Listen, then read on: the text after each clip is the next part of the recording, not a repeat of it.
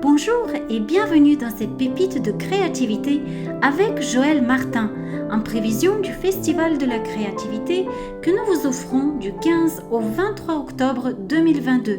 Vous découvrirez dans chacune de ces vidéos l'un des intervenants du festival pour explorer son univers créatif. Aujourd'hui, nous sommes avec Joël Martin, coach et formatrice en éducation. Bonjour Joël. Bonjour Stella. Tu es une maman très créative et tu as développé aussi des parcours créatifs pour accompagner d'autres parents. Est-ce que tu peux nous en dire plus qui tu es et quel est ton merveilleux champ de créativité? Avec joie. Donc, qui je suis? Je suis Joël, je suis Maria Ignace, je suis maman de 6 enfants déjà grands. Notre aîné maintenant, elle a 25 ans et notre petit dernier a 10 ans. Et la créativité, moi, je la relie vraiment à l'enfance, tu vois. C'est vraiment mes enfants qui m'ont ramené à redécouvrir ma créativité. Et puis, avec eux, je suis sortie des sentiers battus puisqu'on a commencé à 15 ans l'instruction en famille. Et avec eux, j'ai joué, avec eux, j'ai remis les mains dans la matière. Et aujourd'hui, les parcours que je propose aux parents, tu vois, je pense que la créativité est au cœur de ces parcours parce que je me suis rendu compte que pour que l'adulte puisse ouvrir à son enfant ses portes, cette liberté d'être lui, de créer, d'inventer, ben, il faut d'abord que le parent ouvre cette porte pour lui-même et pour ça reconnaître ce petit enfant qui est là à l'intérieur de lui. Et donc, c'est pour ça, oui, que dans le parcours univers, puis dans le parcours 5 étoiles qu'on va commencer ensemble, la créativité a une place vraiment centrale, ouais. Centrale de reconnexion à soi, à cet enfant intérieur qui est un enfant libre, voilà, libre et joyeux. Oui, c'est très beau ce que tu dis. Mais est-ce qu'il y a eu un déclic qui t'a mis sur le chemin de la créativité? Il y a eu, si tu veux, d'abord un anti-déclic et puis un déclic. Donc, l'anti-déclic, c'était l'adolescence que j'étais. Quand j'étais ado,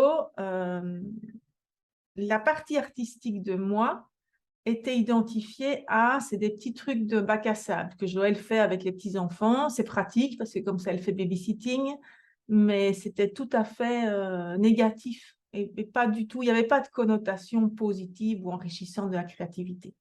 Puis ensuite, je suis partie dans mes études de philosophie où j'ai sublimé, où je suis partie dans une créativité folle, mais avec les mots et les idées et très loin de la matière. Et puis ensuite, adulte, quand j'ai remis les pieds dans... D'abord, avec mes enfants, j'ai remis les mains dans la matière, toujours avec un peu ce prétexte, tu vois, je vais faire de la créativité pour accompagner mes enfants. Et j'y ai pris un plaisir fou. Et puis un jour, je me suis autorisée à aller, moi, à un atelier de céramique. Et ça m'a ouvert vraiment un monde de reconnexion à mon enfant intérieur et aussi, je pense, à un espace, en fait, à un espace assez sacré. Et donc, moi, la créativité va très, très fort avec cette idée du sacré aussi, je pense. Est-ce que tu as des sources d'inspiration particulières? Et comment tu accèdes à ton inspiration d'ailleurs? Quand je passe par la matière, par l'expression créative dans la matière, il y a toujours un premier mouvement très impulsif qui part un peu là où mes mains vont. Et notamment dans la terre, c'est très fort. Tu vois, je mets les mains dans la terre et puis c'est un peu mes mains qui décident ce qu'elles vont en faire. Et puis après, il y a ce moment où je savoure. Là, tu vois, j'ai presque je suis en train de saliver quand j'y pense, où je savoure ce moment de concentration non interrompue. Tu sais, dans la vie d'une maman et d'une maman de famille nombreuse, c'est rare, hein? Et d'une maman qui fait l'instruction en famille, c'est rare en fait d'avoir un long moment sans interruption. Quand je suis dans un atelier et que j'ai les mains dans la terre ou dans la couleur ou dans la matière, et que je ne suis pas interrompue comme ça pendant un quart d'heure, une demi-heure, une heure, parfois une journée. C'est une expérience qui est nourrissante à un point complètement incroyable, quoi, complètement incroyable. Donc, j'ai la source d'inspiration de voilà ce qui jaillit de mes mains. Et puis, j'ai les sources d'inspiration auxquelles je me connecte dans ce silence et dans cette non-interruption. Et donc, ben, par exemple, moi, comme je suis chrétienne, eh bien, très souvent, j'ai des images ou des phrases comme ça qui me reviennent et que j'ai lues un jour dans la Bible, par exemple, tu vois. C'est pour ça qu'ici, d'ailleurs, avec cet atelier, c'est à ça que je vais vous inviter.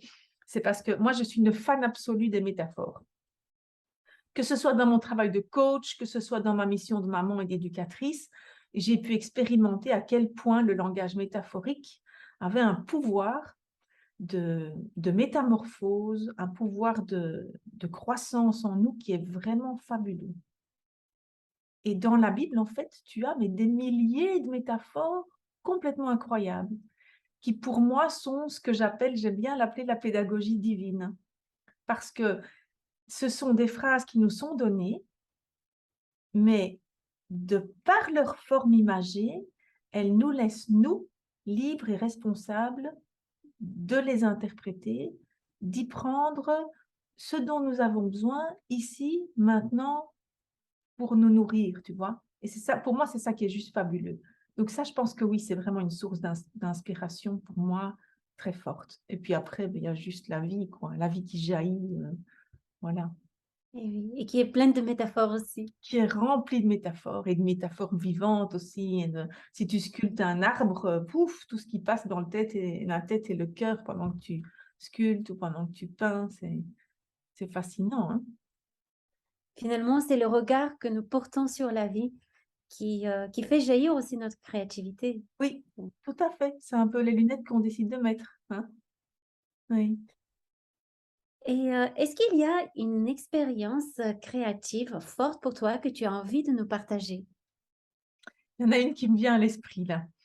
C'est donc il y a fouf, bientôt 16 ans.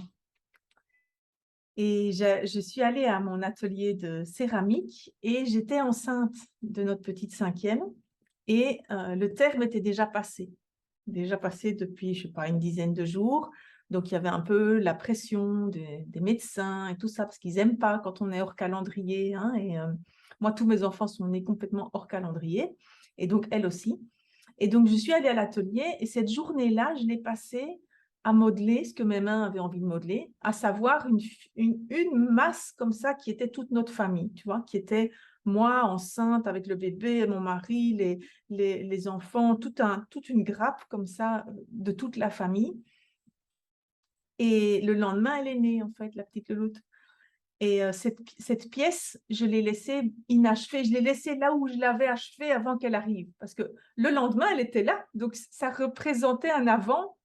Et donc, après, lui ai donné qu'une cuisson. Donc, la terre est restée rosée comme ça. Parce que c'est du grès. Donc, après 2 cuissons, elle devenait plutôt beige. Mais là, elle est restée entre 2 cuissons. Et elle est restée très brute aussi, cette pièce. Et ça a été un moment très fort. Et moi, je dirais même que je relis cette pièce avec le fait que le lendemain, mon enfant était là, tu vois.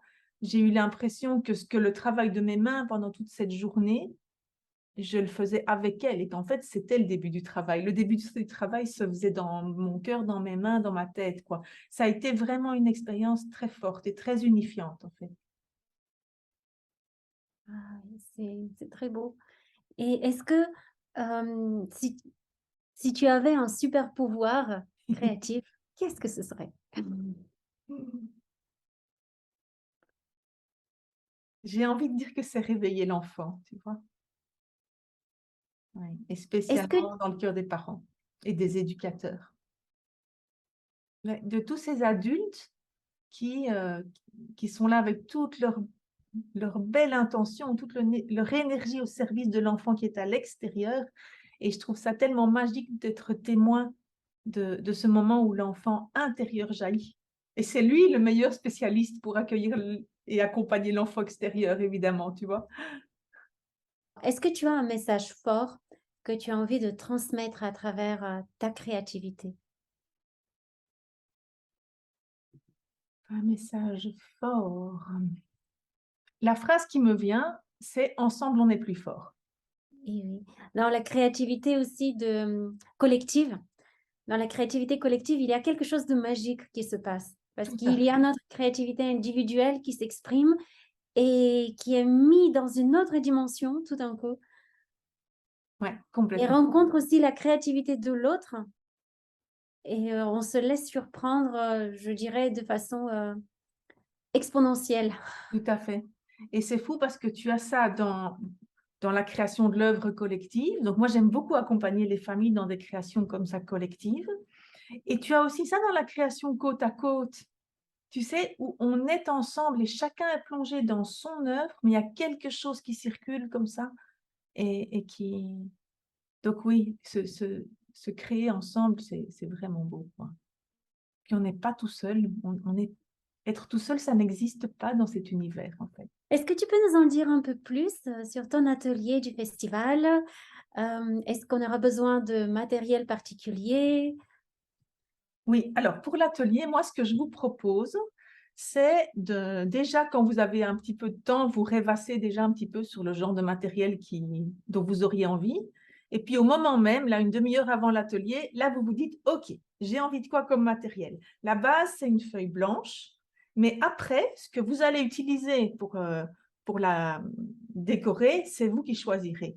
Donc, si ce jour-là, vous avez envie de mettre les mains dans de la peinture à doigts, si vous avez envie de dessiner, pastel sec, pastel gras, acrylique, gouache, paillettes, gommettes, tissu. Voilà. En fait, j'ai vraiment envie que vous puissiez, pour cet atelier, faire plaisir à l'enfant qui a envie de jouer, hein, et dresser pour lui un peu comme un buffet. Moi, j'aime toujours beaucoup en éducation l'image du buffet.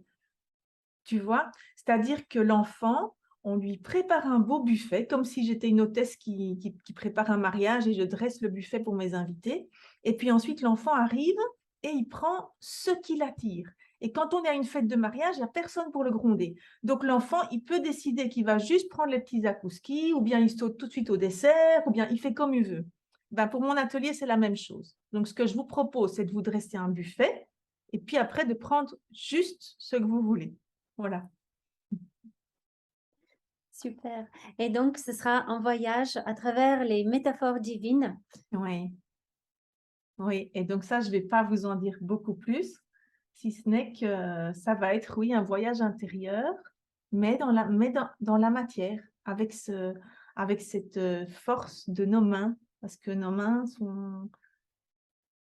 c'est quelque chose de vraiment extraordinaire, en fait, hein, qui nous permettent comme ça de jouer, mais aussi de nous connecter, de ne pas partir dans le mental, l'analyse, tout ça. Donc déjà, les phrases métaphoriques nous aident déjà, hein, à nous connecter à cette pensée organique, intuitive, vivante. Et alors en plus, les mains, ensemble, enfin, moi, ça m'impressionne toujours. Voilà, ça m'impressionne toujours. C'est magique. Ouais, c'est magique. Ouais. Merci beaucoup Joël, Avec grande et joie, j'ai déjà Céleste. hâte de vivre la magie de ton atelier. Oui, moi aussi.